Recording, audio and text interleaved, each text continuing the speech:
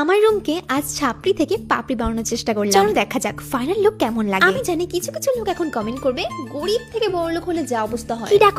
কি ডাক হইছে তোমাকে যে আমি বড় লোক হইছি? সেই গরিবই আছি আমি এখনো। আজ একটা সত্যি কথা বলি, জানলাতে আমি লাগিয়েছি দরজার পর্দা। এবার এটা আমি ইন্সপায়ার হয়েছি কিছু কিছু ইনফ্লুয়েন্সারদের ভিডিও দেখে। এবার যারা বলেছিলেন যে জানলাতে হোয়াইট পর্দা লাগাতে, ভাই হোয়াইট পর্দার সামনে ভিডিও করলে মুখ কালো লাগে। এর সলিউশনে আমাকে কিছু বলে যাও, তাহলে আমি হোয়াইট পর্দাই লাগাবো। একদম এস্থেটিক লাগবে, তাই না? আর আজকের বেস্ট পার্ট হচ্ছে এই যে তোমরা বেড কভার সেট দেখছো, এটা আমি নিয়েছি মিশো থেকে মাত্র 300 টাকায়। ভাই রে ভাই, মানে কিং সাইজের বেড কভার এত কম দামে। জানি না তোমাদের কেমন লাগছে, কিন্তু আমার মার ভাই বললো ঘরের লুক পুরো চেঞ্জ হয়ে গেছে। আর আমি কিছু ফুল এনেছিলাম মেলা থেকে, সেগুলোই ডেকোরেট করব। আর এরই মধ্যে একটু পিৎজা পার্টি করে নিই। আর যে ফুলের তোড়াগুলো এনেছিলাম সেগুলো আমি কর্নারে রাখলাম। যত কিছু ডেকোরেশনে অ্যাড করছি তত কিছুই মনে হচ্ছে কম হয়ে যাচ্ছে। আর আমার ঘরে ছোট ছোট হ্যাঙ্গিং ডেকোরেশন আইটেম গুলো ছিল, সেগুলো আমি পর্দার উপরে লাগিয়ে দিয়েছি। আর লাস্টে একটা পা মোচা অ্যাড করে দিই। আর তোমাদের আইডিয়াগুলো আমায় জানাতে ভুলো না।